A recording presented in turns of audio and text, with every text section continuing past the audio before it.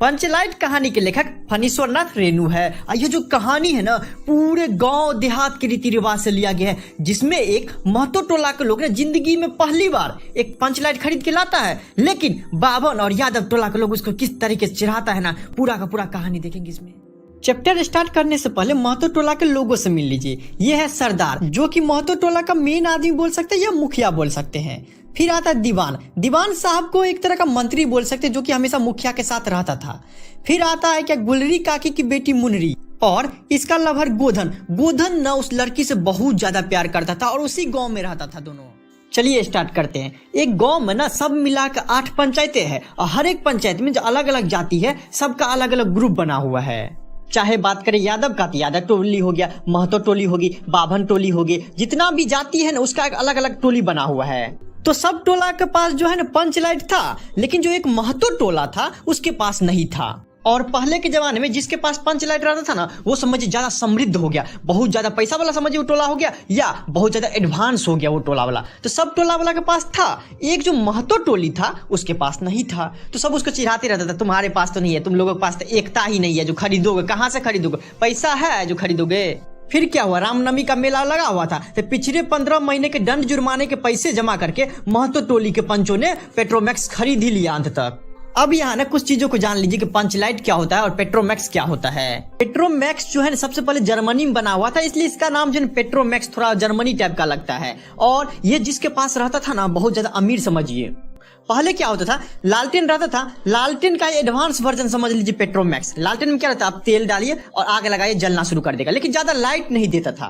तो उसी को देखते हुए ना जर्मनी में आपको एक पेट्रोमैक्स चलन था, उसमें क्या करिए आप तेल दे दीजिए, ठीक है, उसमें आप प्रेशर देने वाला रहता था। प्रेशर देते रहिए देते रहिए देते रहिए, जितना आप दीजिएगा ना प्रेशर उतना ज्यादा लाइट करेगा। और जितना 1-2 लालटेन नहीं, मतलब 5 लालटेन जितना लाइट करेगा ना, वो अकेला उतना लाइट करता था, इसलिए वो बहुत ज्यादा फेमस था। आप लोग अभी भी देखना चाहिएगा तो उसको देख सकते हैं, लेकिन वो थोड़ा सा चेंजेस हो गया कि इंडिया में क्या कि गैस रहता है सिलेंडर छोटा वाला 2-3 किलो वाला, उसके ऊपर में एक मेंटल टाइप का रहता है, उसमें आग लगा दीजिए, उसके बाद वो जो है ना गैस के थ्रू जलता है। तो उसी का एडवांस वर्जन समझ लिया, या अपडेटेड वर्जन है, जबकि पेट्रोमैक्स अभी पूरी तरीके से बंद ही हो गया है। जैसे कि अभी के टाइम में जिसके पास इन्वर्टर रहता है, तो हम लोग मानते हैं वो बहुत ज्यादा अमीर है। क्यों? क्योंकि उसके पास 24 घंटा लाइट रहता है। उसी तरीके से पहले पेट्रोमैक्स चलता था, लेकिन जब इंडिया में आया ना, तो गांव वाला उसको ना पंचलाइट पंचलाइट कहकर बुलाने लगा था, उसी का नाम है पंचलाइट।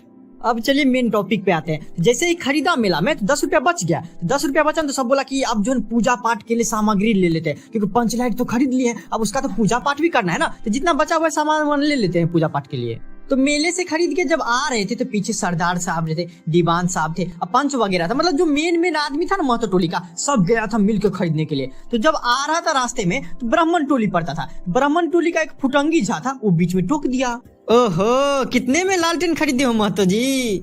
दिखाई नहीं दे रहा है, पंचलाइट है पंचलाइट। बामन टोली के लोग तो ऐसे बात करते हैं, अपने घर में डिबरी को भी बिजली बत्ती कहेंगे, बिजली बत्ती, और दूसरे के पंचलाइट को लालटेन लालटेन कहेंगे। जैसे ही ये सब पहुंचे, टोला भर के लोग जमा हो गए, औरत क्या, बूढ़ा क्या, मर्द क्या, बच्चा, सब चिल्लाने लगा पंचलाइट आया पंचलाइट आया पंचलाइट आया। अब जो है ना वहाँ के जो सरदार है अर्थात मेन आदमी है, वो अपना कन्या के पास गया और वहीं पे रख दिया अपना पंचलाइट। अब बोल रहा है क्या, सांझ में इसका पूजा भी करना है, इसलिए नहा धो के तैयार हो जाना। टोला के सभी लोग खुश था, और जो कीर्तन मंडली वाला था वो तो बोला था आज तो पंचलाइट की रोशनी में कीर्तन करने को मिलेगा ना। उतने में गुलरी काकी थी, वो गोसाई भगवान का गुणगान करने लगी, छोटा बच्चा सब जितना भी था एकदम हौसर हौसर से करने लगा। अब सूरज डूबने से 1 घंटा पहले ही जितना भी टोला के लोग था सरदार के दरवाजे पर पहुंच गया था, क्योंकि वहीं पे अभी लाइट रखा हुआ था। रात होगा तब ना सबके सामने उसको जलाया जाएगा, तो 1 घंटा पहले सब पहुंच गया और बातचीत करने लगा। कुछ दूसरा टॉपिक ने, सिर्फ और सिर्फ पंचलाइट पंचलाइट, सब गप शुरू कर दिया। उतने में सरदार जो मेन आदमी था वो बोलते हैं क्या, दुकानदार ने पहले हमको क्या बोला पता है, पूरे 5 कौड़ी 5 रुपया। हमने भी कह दिया दुकानदार को, क्या यह मत समझिए कि हम लोग एकदम देहाती हैं, ऐसे पहले कभी हम पंचलाइट देखे नहीं है, ऐसा पंचलाइट बहुत बार देखे हुए, ठीक ठीक दाम लगाइए। फिर क्या था, दुकानदार मेरा मुंह देखने लगा, अब बोला आप लगते हैं जाति के सरदार हैं, ठीक है कोई दिक्कत नहीं, आप सब सरदार होके खुद पंचलाइट लेने आए हैं, हम समझ सकते हैं, तो जाइए आज ना आपको पूरे 5 कौड़ी में आपको दे रहे हैं, जाइए लेके। उतने में ही दीवान जी कह दिए क्या कि अलबत्ता चेहरा परखने वाला दुकानदार था, वो समझ गया था इस सब को ठग नहीं सकते हैं। उसका जो नौकर था ना, वो आपको कवर नहीं दे रहा था, उसका बक्सा नहीं दे रहा था। हम बोले कि बक्सा दीजिएगा कि नहीं, वैसे कैसे लेके चले जाएंगे हम। उतने में ही दुकानदार का जो मालिक था ना, वो बोलता रे दीवान जी की आंख में धुरखेल खेलता है, दे दो बक्सा उसको, किसके साथ ठगी करना चाहिए किसके साथ नहीं तुमको पता नहीं है। टोले के लोग अपने सरदार और दीवान जी को श्रद्धा भरी निगाह से देख रहा था। बाप रे देखो, एक तो इतना कम करवा लिए किसी हमको पता नहीं, और दूसरा बात है क्या, इसका जो बक्सा था बक्सा भी नहीं सो रहा। उसके बाद फिर क्या था, रुदल साहब बनिए की दुकान से 3 बोतल किरासन तेल भी ले आया जलाने के लिए। लेकिन सवाल पैदा हो गया कि जलाएगा तो जलाएगा पंच लाइट को कौन। पंच लाइट खरीदने से पहले भी किसी ने नहीं सोचा और बाद में भी किसी ने नहीं सोचा, क्योंकि इतना इन्वॉल्व भी हो गया कि पंच लाइट आया है, किसी को पता ही नहीं था कि जलाएगा कैसे। ऐसा नहीं था कि किसी को पता नहीं था, पता था, लेकिन दूसरे टोले वाला को पता था, लेकिन उससे मदद लेगा क्यों। वो तो बोल देगा कि पहली बार पंच लाइट लाया है और उसको जलाने भी नहीं आता था, ये सब इतना गवार है। दूसरे टोला वाला तो और बोलेगा, जब जलाने का ढंग नहीं है तुम लोग के पास तो खरीद क्यों लेता है। वो तो ऐसे भी भांस रहा है सब, भले ही कुछ हो जाए हम लोग नहीं जलाएंगे तो नहीं जलाएंगे, चलने वाला है, लेकिन बाहर के टोला वाला से तो मदद नहीं ले सकते हैं। अरे भाई अब तो यही कहावत हो गया ना कि भाई रे गाय लू तो दूहे कौन। लो मजा और खुशी मनाओ, अब इस कल कब्जे चीज को कौन बाले। पंच सब के चेहरा उतर गए थे। उतने में ही एक नौजवान आके सूचना दिया कि राजपूत टोली के लोग अपना लोग पे हंस रहे हैं। कहते हैं क्या, कान पकड़ के पंच लाइट के सामने 5 बार उठो बैठो तुरंत जलने लगेगा। पंचों ने मन ही मन कहा, भगवान ने उसको हंसने का मौका दिया है, हंसेगा नहीं, हंसने दो। एक बूढ़े ने आकर खबर दी, रुदल साहब बनिया भारी बतंगर आदमी है, कह रहा है कि पंच लाइट में पंपू जरा होशियार से देना। सब टोला के लोग जो है इन लोगों का मजाक उड़ाने लगा। जब बालने का ढंग नहीं है तो काहे ले लेता है, ये सब पता नहीं चलता, दिखाने के लिए सिर्फ ले लेगा, ये पंच लाइट है। उसी टोला में जो गुलरी काकी थी जो आप गोसाई का गीत गाने लगी थी, उसी की बेटी थी एक मुनरी। उनके मुंह में जो बार बार एक बात आता था लेकिन रुक जाती थी। वो बोले तो बोले कैसे, गोधन तो जानता है पंच लाइट बालना, लेकिन गोधन का हुक्का पानी तो पंचायत वाला बंद कर दिया है। ये जो गोधन है ना वो था तो दूसरे गांव का, लेकिन आकर यहीं पे बस गया था, बचपन से यहीं पे रहता था। तो एक तरह का समझिए कि महतो टोली का ही एक बंदा ये भी है, लेकिन गांव से उसको निकाल दिया था क्योंकि ये जो गुलरी काकी की बेटी मुनरी थी उसको ये लाइन मारता था। जब भी उस लड़की को देखता था तो गाना गाने लगता था, सलीम का गीत गाना लगता था, हम तुमसे मोहब्बत करके सलाम, जिस कारण से उसकी मम्मी जो कंप्लेन कर दिया था। तो पंचायत में एक दिन सभा बैठा और उसमें फैसला लिया गया कि नहीं ये लड़का सही नहीं है, इसको गांव से भगा दिया जाए। लेकिन मुनरी भी उससे बात करती थी रात को, तो उसको पता था कि इसको जलाने आता है, लेकिन उसका नाम लेगा तो लेगा कौन, क्योंकि तो उसको तो गांव से निकाल दिया है। तो वो चालाकी की और उसकी जो सहेली थी कनीली, उसके कान में ऐसा बात बोल दिया। वो बोली यार गोधन तो बंद है, गोधन को तो भगा दिया है। तो उस पे जो मुनरी बोली, क्या तू कह तो सरदार से एक बार। वो बोल दी, गोधन जानता है पंचलाइट बालना।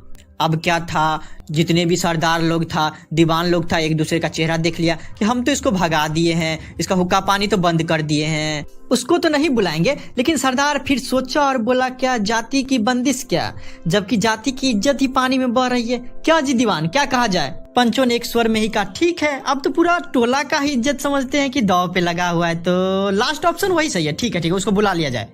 लेकिन छड़ीदार वापस आकर बोला, गोधन आने को राजी नहीं है। कहता है क्या, पंच की क्या प्रतीत है, कोई कल कब्जा बिगड़ जाए तो दंड जुर्माना हम ही को भरना पड़ेगा। गुलरी काकी बोली, जरा मैं देखूं उठ के। गुलरी काकी वही है जो पंचायत में बोला हुआ था कि मेरी बेटी को छेड़ रहा है ये। लेकिन गुलरी काकी उठकर गोधन की झोपड़ी की ओर गई और गोधन को मना लाई। जैसे ही वो आया सभी के चेहरे पे एकदम नया आशा की रोशनी चमकने लगी।